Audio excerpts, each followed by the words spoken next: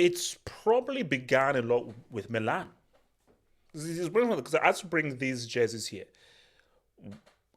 I'm pretty sure one of the first jerseys that I ever owned was a Weah Milan jersey. Because remember, so a kid growing up in Nigeria and so forth, and knowing that George Weah was Liberian and African and was the first African player to win the Ballon d'Or, and still the only African player to win the Ballon d'Or, he was not only a beacon for Liberia, was a beacon for Africa as well. So he was one of my idols, based on just how he represented Africa. So, I had that kind of soft spot for AC Milan because of George Weah. And I just think that watching the Champions League and so forth, my first Champions League being in the mid 90s, the San Siro and that AC Milan jersey, that red and black, was a staple. See, for me, I'm a football merchant, football historian.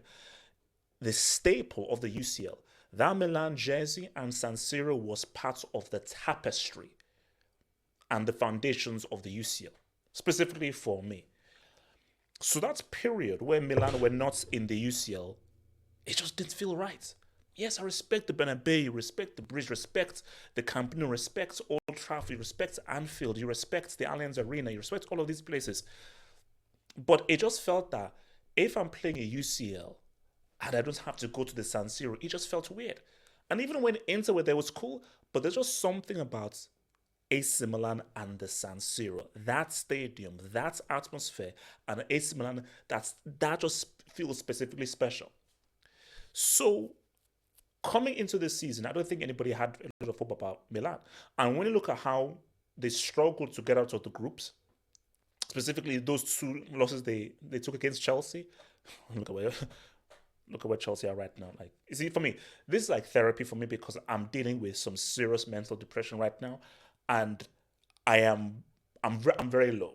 So I have to now grab any bits of positivity that I can, and the only positivity I can grab is football heritage and the things that actually lifts my spirits, which is just football.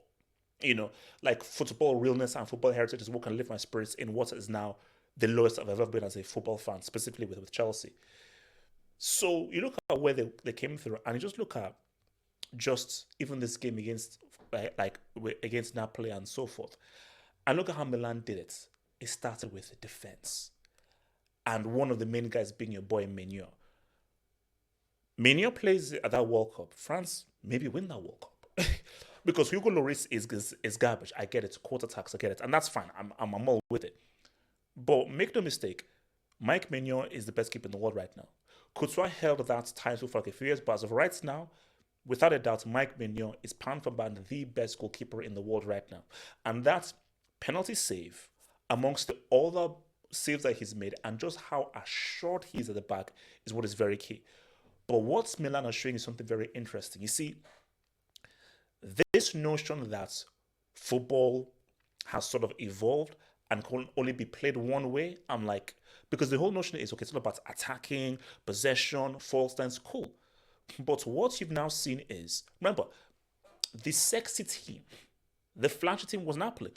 When the draw was made, everyone had Napoli making the final.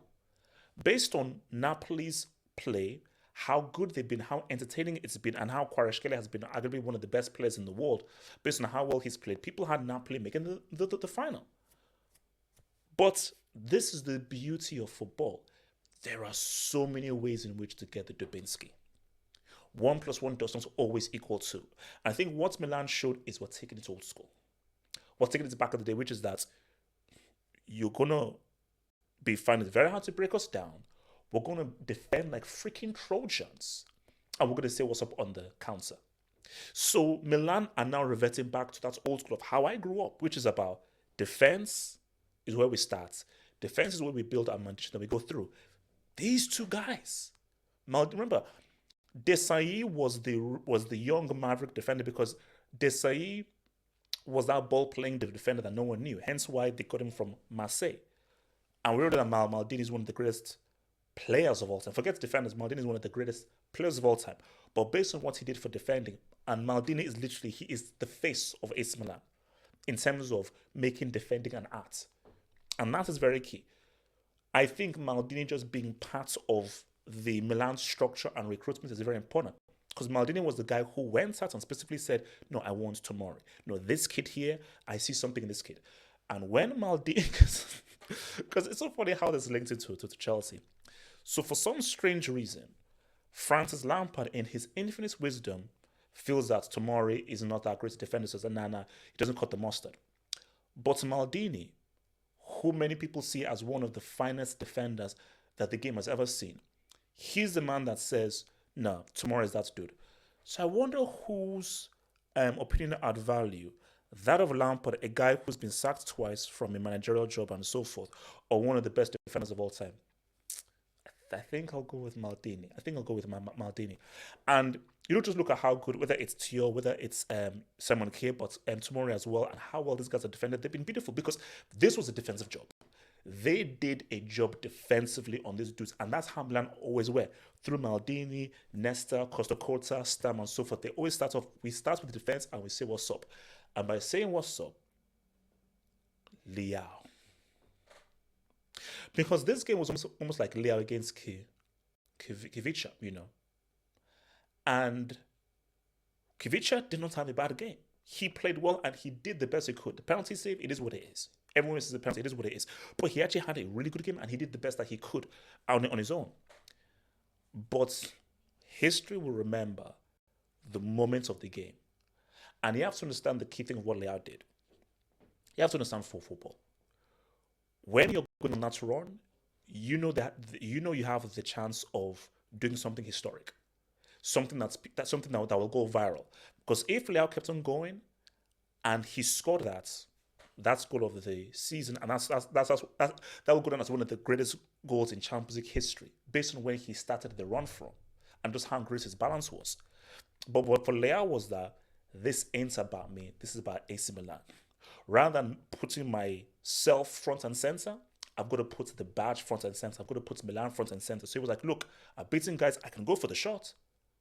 I've got to make the right play. I've got to give it to my striker. I know he's missed a penalty, but I've got to give that ball to my striker. Give it to the striker, made the right play, and that goal proved invaluable in helping Milan go all the way through. If you're a football fan, this feels right. If you're a football fan, seeing AC Milan back in a Champions League semi-final feels right.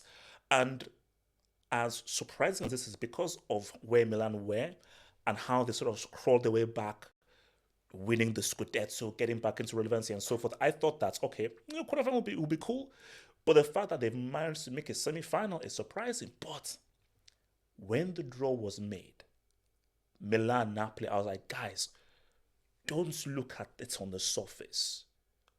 Look beyond the code. Basically, you've got to, it's like Neo in the Matrix. You know, when Neo gets freed, he sees everything in green code. It's where, no, open your eyes. You're going to be woke. You're going to be woke. Open your eyes and actually see the truth. Don't be asleep, see awake. Because if you open your eyes, you're like, look past how good Napoli are in the Serie. Look past Kivica, Osimhen, and how well they're playing. And realize what this jersey means. Realize what the UCL means. And realize that the Champions League isn't the league.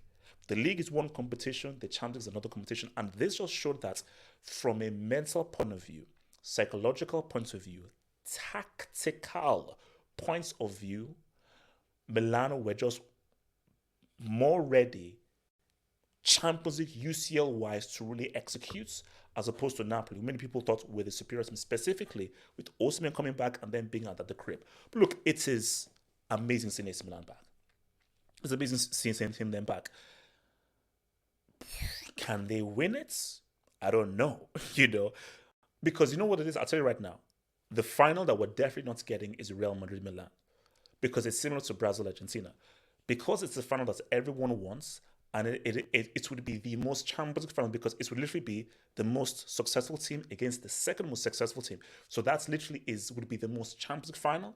We will not to get that. But the fact that Milan have gotten here and have reached this point, I think, is an incredible, amazing achievement. And as I said, something about Milan and the San Siro being in a UCL semi just feels right if you're a football fan.